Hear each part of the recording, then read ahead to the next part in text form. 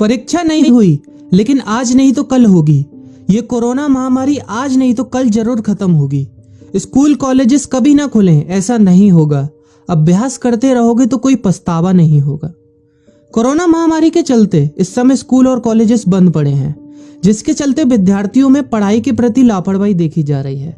इसी को देखते हुए मुंबई के एक स्कूल में हमारे पुराणों में लिखित एक कहानी सुनाई गई और विद्यार्थियों को इस कहानी के जरिए एक मैसेज दिया गया, एक सलाह दी गई।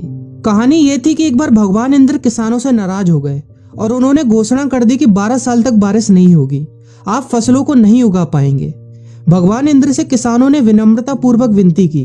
किसानों की विनती को देखते हुए इंद्र ने बड़ी चालाकी से बारिश न होने का सारा श्रेय भगवान शिव के ऊपर डाल दिया और कहा कि बारिश तभी संभव है जब भगवान शिव अपना डमरू बजाएंगे। लेकिन इंद्रदेव भगवान शिव के साथ पहले ही गुप्त रूप से चर्चा कर चुके थे और उनसे किसानों के साथ सहमत नहीं होने के लिए भी अनुरोध कर चुके थे।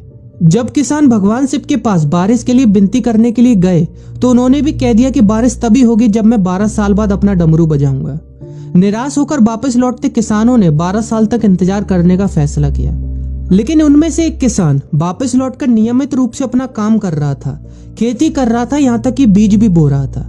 अन्य किसानों ने यह देखकर उस किसान का मजाक उड़ाना चालू कर दिया। कुछ किसानों ने उससे पूछा भी कि आप अपना समय और ऊर्जा क्यों बर्बाद कर रहे हैं, जबकि आप जानते हैं कि 12 साल तक बारिश नहीं होने वाली। उस किसान ने जवाब दिया कि मुझे पता है कि बारिश के बिना मेरी फसल नहीं आएगी, लेकिन मैं ये सब केवल अभ्यास के रूप में कर रहा हूँ। 12 साल बाद मैं फसलों को उगाने और खेतों में काम करने की प्रतिक्रिया को भूल जाऊंगा। शरीर की काम करने की आदत छूट जाएगी और शरीर आलस का शिकार हो जाएगा। इसलिए मैं अभ्यास करता रहता हूँ कि जब 12 साल बाद बारिश होगी तो मुझे काम करने में मुश्किल नहीं होगी। जब इस किसान की यह बात पार्वती जी को पता चली तो उन्होंने भी चिंतित होकर शिव जी से कहा, आप भी 12 साल बाद डमरू बजाना भूल सकते हैं। यह सुनकर भगवान शिव भी चिंतित हो गए, इसलिए कहीं वो डमरू बजाना भूल तो नहीं गए, इसकी जांच करने की सोची और अपना डमरू उठाकर बजाने की कोशिश करने लगे। कोशिश करते हुए जैसे ही डमरू से आवाज आई वैसी बारिश होने लगी और जो किसान नियमित रूप से अपना काम कर रहा था उस किसान का खेत फसलों से हरा भरा हो गया। लेकिन बाकी सभी बारिश का इंतजार करते किसानों को पछतावा हुआ, क्योंकि उन्होंने अभ्यास करना भी छोड़ दिया था। इसी तरह 2 सप्ताह बाद, 2 महीने बाद या 2 साल बाद लॉकडाउन समाप्त हो जाएगा।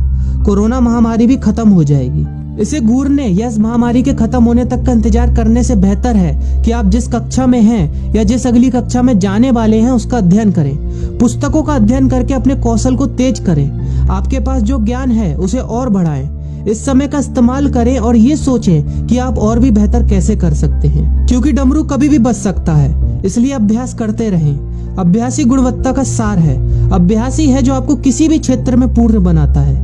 अगर आप अपनी पढ़ाई के प्रति लापरवाही छोड़कर अभ्यास करते रहेंगे तो जब काम करने का समय आएगा, जब भी परीक्षा देने का समय आएगा, तो आप हर चुनौती और अपने हर क्वेश्चन का जवाब देने के लिए तैयार रहेंगे।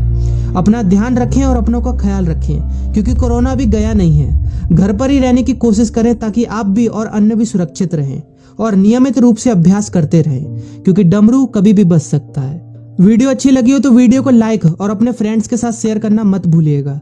और अगर आप एक पेरेंट हैं तो आप भी अपने बच्चों के साथ इस वीडियो को शेयर करना मत भूलिएगा।